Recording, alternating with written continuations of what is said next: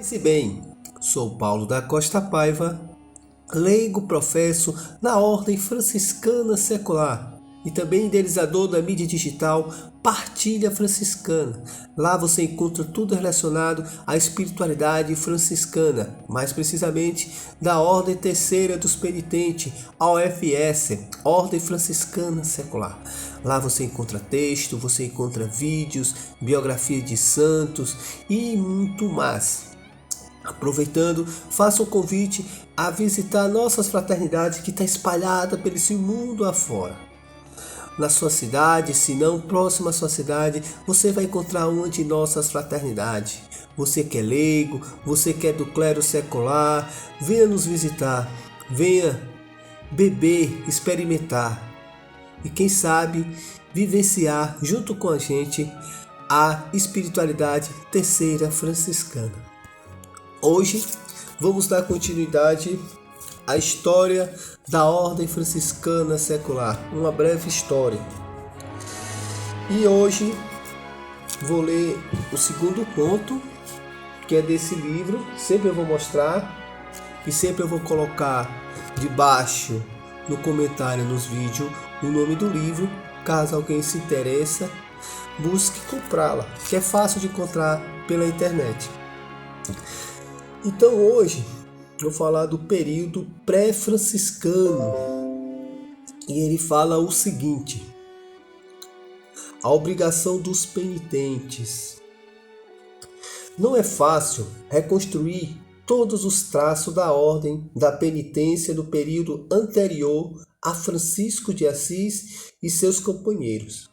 Podemos afirmar que foram os bispos que falaram do movimento penitencial e outros personagens que tiveram grandes influências na espiritualidade dos penitentes.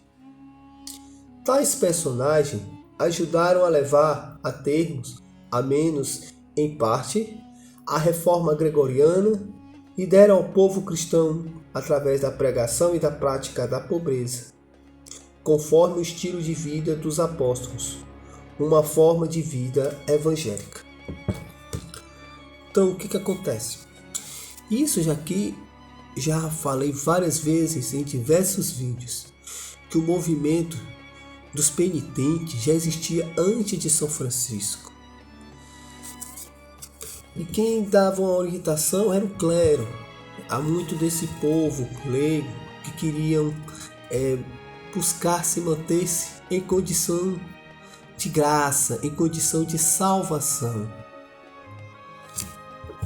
Então, aqui ele bota alguns pontos, que ele fala o seguinte: podemos resumir as obrigações dos penitentes assim. Assim eram as principais características dos penitentes. O hábito simples, só de lã, de pouco valor e de cor escura, característica da penitência, ou eremítica. Muitas vezes com um sinal de tal no manto ou no capuz, bastão, bolsa e sandália. Francisco andava muito assim nos seus primeiros anos de conversão, no momento que ele se isolou, que buscava as grutas, as igrejinhas destruídas, passava horas e horas, dias em total silêncio, em total contemplação. Francisco vivia como um autêntico penitente. A profissão era feito com a vestição do hábito e dela se fazia um documento escrito, de todo um acompanhamento, uma satisfação junto à igreja. A tonsura, sinal de penitentes públicos, não deviam cuidar dos cabelos e se conservavam a barba. Às mulheres era dada uma bênção penitencial especial. O outro ponto: proibidos ir a espetáculos públicos, banquetes, trabalhar no comércio, por temor da fraude e da especulação, exercer funções públicas, administrativas ou jurídicas e fazer o serviço militar. 4 pontos. Jejuns e abstinência, 2 ou 3 vezes na semana. Outro ponto, participar da Eucaristia, principalmente na solenidade do Natal, Pentecostes e Páscoa. Aqui a gente tem que entender uma coisa. Naquela época, para as missas não eram tão acessíveis, né?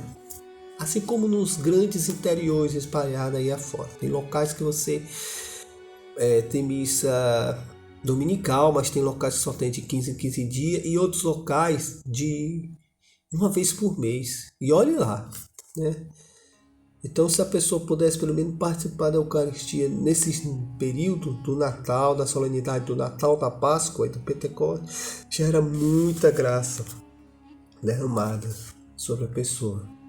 Outro ponto era dedicar-se às obras de caridades em hospitais, hospedarias para peregrinos e se fazer presente também nos leprosários. Vocês lembraram de quem então, né? Francisco e seus companheiros começaram sua missão também cuidando dos leprosos. Olha aqui outro ponto, fazer obras de restauros de igrejas e ajudar gratuitamente nas construções das catedrais.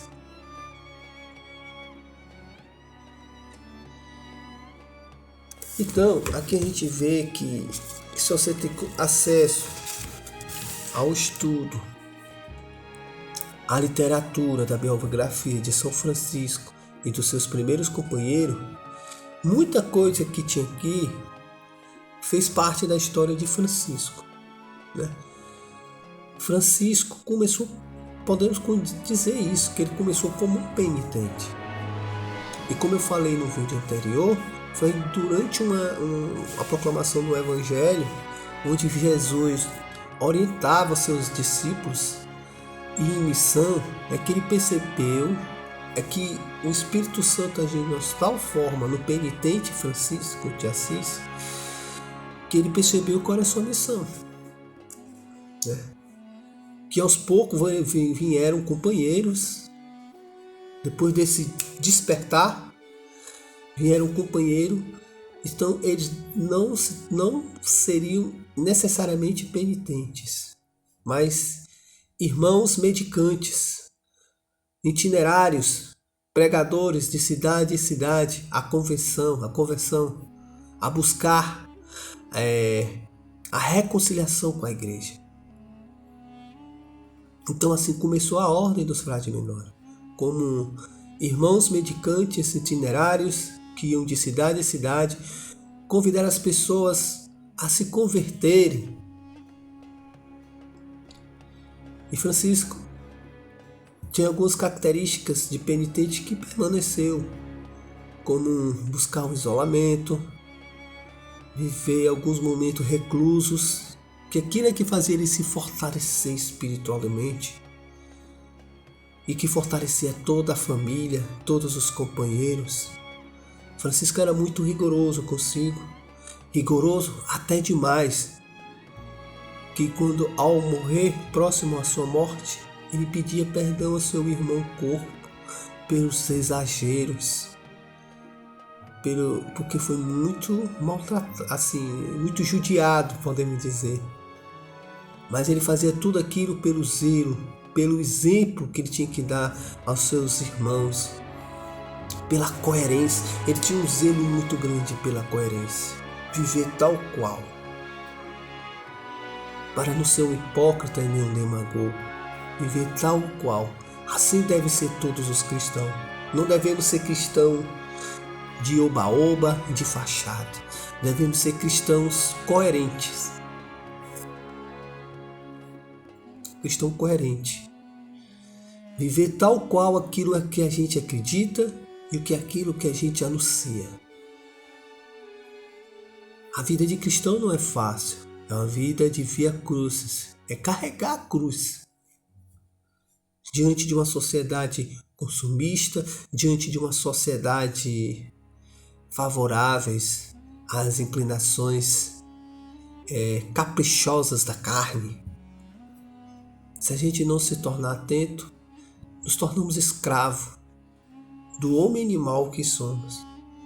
Mas a gente vem ao mundo para manifestar o espírito, a alma, a nossa alma, que tem o total domínio sobre seus instintos, sobre suas emoções, na maturação da fé, na maturação da alma, que busca a unidade com o Eterno, por intermédio de Cristo. Essa é a vida de um cristão. Ser penitente necessariamente não precisa ser tão rigoroso como foi São Francisco. Ele era chamado para isso. Ele tinha suas razões para isso. Devemos fazer o mínimo. O que foi falado aqui não é algo impossível de se viver.